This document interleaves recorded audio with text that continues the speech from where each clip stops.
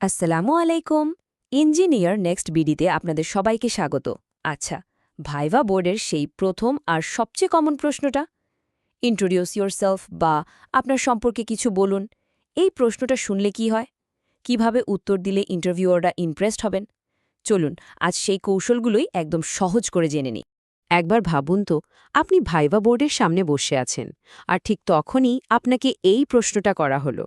কি বলবেন, কোথা থেকে শুরু করবেন, কি বলা উচিত না, এই সব ভাবতে ভাবতেই কিন্তু অনেকের আত্মবিশ্বাসে চির ধরে যায়।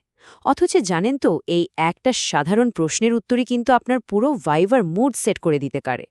তো একটা শক্তিশালী ইন্ট্রোডাকশন কিভাবে দেবেন, সেটা জানার আগে আমাদের বরং এটা জেনে নেওয়া দরকার যে কোন ভুলগুলো আমাদের ভুলেও করা যাবে না। চলুন দেখে নেওয়া যাক, প্রার্থীরা সাধারণত কোন কোন ভুলগুলো করে বসেন। এখন প্রশ্ন হল, এগুলো বলা ভুল কেন? দেখুন, সহজ হিসেব, ইন্টারভিউ বোর্ডের সদস্যদের হাতে কিন্তু আপনার সিভি বা সার্টিফিকেট দুটোই আছে। সেখানে আপনার নাম, ঠিকানা, বাবা মায়ের নাম সবই তো লেখা আছে, তাই না? তারা আপনার পরিবারে কে কে আছে তা জানতে আগ্রহী নন। তারা আসলে জানতে চান আপনি যে পদের জন্য এসেছেন সেই কাজের জন্য আপনি কতটা যোগ্য। আর সেই যোগ্যতা প্রমাণ হয় আপনার কাজে, অপ্রয়োজনীয় তথ্যে নয়। একটা কথা মাথায় গেঁথে নিতে হবে, ভাইভাতে প্রতিটা সেকেন্ড, প্রতিটা মুহূর্ত কিন্তু খুব মূল্যবান। আপনি যদি অপ্রয়োজনীয় গল্প বলে সময়টা নষ্ট করে ফেলেন, তাহলে নিজের আসল যোগ্যতাগুলো তুলে ধরার সুযোগটাই কিন্তু হারিয়ে ফেলবেন। তাই একদম পয়েন্টে কথা বলাটাই সবচেয়ে বুদ্ধিমানের কাজ। আচ্ছা, কি বলা যাবে না তা তো আমরা বুঝে গেলাম। এবার তাহলে আসল কথায় আসা যাক, কিভাবে নিজের পরিচয়টাকে আরও আকর্ষণীয় করে তোলা যায়, যাতে ইন্টারভিউয়াররা আপনার কথা শুনতে আগ্রহী হন এবং আপনার সম্পর্কে একটা পজিটিভ ধারণা তৈরি হয়।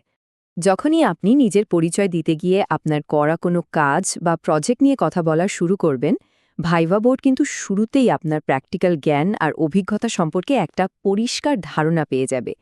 এটা সাথে সাথে প্রমাণ করে দেয় যে আপনি শুধু বইয়ের পড়াই পড়েননি, বরং হাতে কলমে কাজ করতেও আপনি সমান পারদর্শী। আপনার এক্সট্রা কারিকুলার অ্যাক্টিভিটিগুলো কিন্তু শুধু আপনার শখ নয়, এগুলো আপনার ব্যক্তিত্বের অনেক গুরুত্বপূর্ণ দিক তুলে ধরে। যেমন ধরুন, খেলাধুলা বা কোনো সাংস্কৃতিক অনুষ্ঠান আয়োজন করা থেকে আপনার টিম ওয়ার্ক আর লিডারশিপের ক্ষমতা প্রকাশ পায়। আবার ধরুন, রক্তদানের মতো স্বেচ্ছাসেবী কাজ প্রমাণ করে যে আপনি মানুষ হিসেবে কতটা হেল্পফুল আর সামাজিকভাবে সচেতন। এই কৌশলগুলো যদি আপনার কাছে একটুও কাজের মনে হয়, তাহলে এমন আরও দরকারি ক্যারিয়ার টিপসের জন্য কিন্তু ইঞ্জিনিয়ার নেক্সট বিডির সাথেই থাকতে পারেন। আচ্ছা, চলুন এবার আমাদের পরের পয়েন্টে যাওয়া যাক। একটা জিনিস খেয়াল রাখবেন, আপনি কি বলছেন তার পাশাপাশি আপনি ঠিক কিভাবে কথাটা বলছেন সেটাও কিন্তু খুব গুরুত্বপূর্ণ। আপনার পেশাদারিত্ব এবং সততা ইন্টারভিউ বোর্ডের সদস্যদের মনে আপনার জন্য একটা বিশ্বাস আর শ্রদ্ধার জায়গা তৈরি করে দেয়।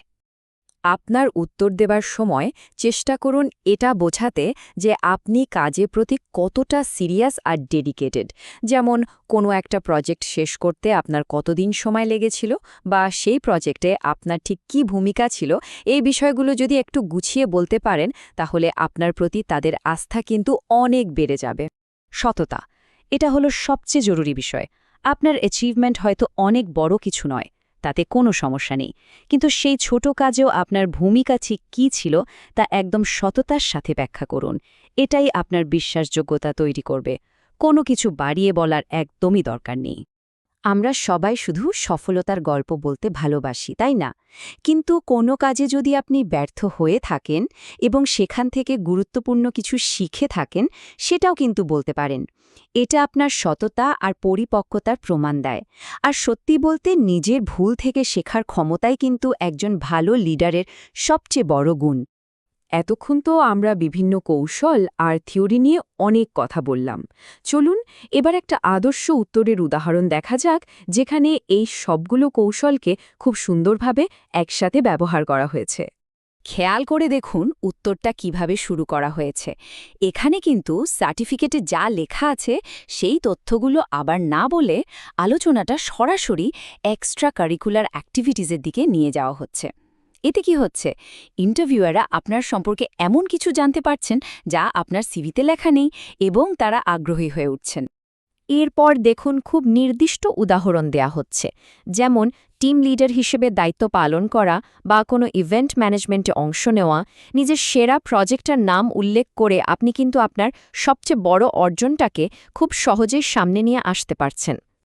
আর সবশেষে এই লাইনটা দেখুন, ব্যর্থতার কথা স্বীকার করে সেখান থেকে শেখার বিষয়টি কত সুন্দরভাবে উপস্থাপন করা হয়েছে।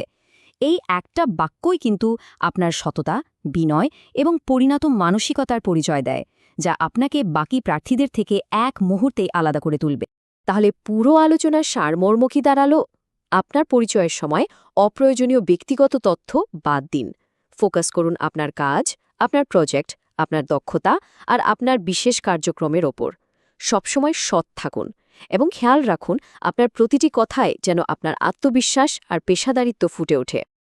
এখন আপনার পালা। এই কৌশলগুলো ব্যবহার করে আপনি নিজের পরিচয়কে একটি শক্তিশালী আর আকর্ষণীয় গল্প হিসেবে কিভাবে সাজাবেন, এটা নিয়ে একটু ভাবুন এবং সেই অনুযায়ী প্রস্তুতি নিন। আশা করি এই আলোচনাটি আপনার ভাইবার প্রস্তুতিতে অনেক সাহায্য করবে। ইঞ্জিনিয়ারিং এবং ক্যারিয়ার বিষয়ক এমন আরও গাইডের জন্য ইঞ্জিনিয়ার নেক্সট বিডির সাথেই থাকুন। ধন্যবাদ।